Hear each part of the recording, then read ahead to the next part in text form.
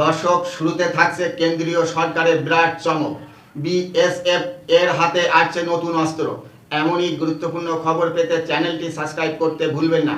আর হ্যাঁ, ভিডিওটি স্কিপ না করে পুরো দেখার অনুরোধ রইল।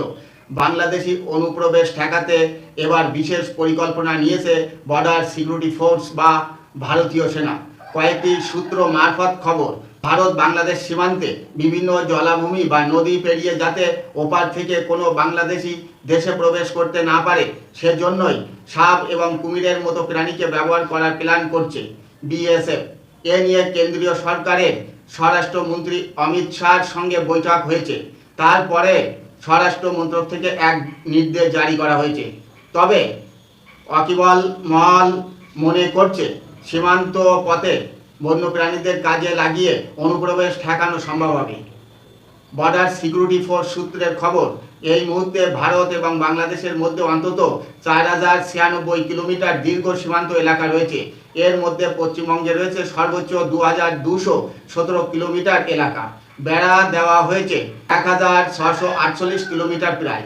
এখনও বেড়া দেওয়া হয়নি 570 কিলোমিটার প্রায়, যার মধ্যে কম করে 175 কিলোমিটার মূলত জলাভূমি বা নদী রয়েছে। ফলে এই এলাকাগুলিতে নজরদারি চালানো ভারতীয় সীমান্ত রক্ষী বাহিনীর জন্য যথেষ্ট কঠিন হয়ে পড়ে। মূলত সেই কারণেই চোরাচালান বা অবৈধ অনুপ্রবেশ আটকাতে বিশেষ পরিকল্পনা করছে বর্ডার সিকিউরিটি ফোর্স। উল্লেখ্য, সাম্প্রতিক বছরগুলিতে বিএসএফ সীমান্তে চোরাচালান এবং অনুপ্রবেশ রুখতে একাধিক পদক্ষেপ নিয়েছে, কিন্তু তারপরেও ঠেকানো যাচ্ছে না অনুপ্রবেশ এবং চোরাচালান। প্রতি বছর একটা বড় সংখ্যার বাংলাদেশি অনুপ্রবেশকারী পশ্চিমবঙ্গ তথা ভারতের বিভিন্ন প্রান্তে এসে ভিড় বাড়াচ্ছেন বলে অভিযোগ। তাছাড়াও গত জানুয়ারিতে নদিয়ার ভারত বাংলাদেশ সীমান্তে বিশেষ অভিযান চালিয়ে 9 কোটি টাকার সোনার বিস্কুট উদ্ধার করেছিল বিএসএফ। তাছাড়া পশ্চিমবঙ্গ সরকার কেন্দ্র সরকারকে সীমান্তে বেড়া দেওয়ার জন্য কোনো জমি দিচ্ছে না।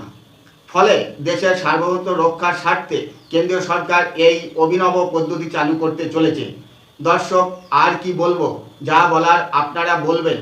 আর ভিডিওটি ইনফরমেটিভ লাগলে চ্যানেলটি লাইক, শেয়ার, সাবস্ক্রাইব এবং কমেন্ট করতে ভুলবেন না। ভিডিওখানে শেষ করব। দেখা হবে নেক্সট ভিডিওতে। প্রাইম বাংলা টিভি দেখার জন্য ধন্যবাদ।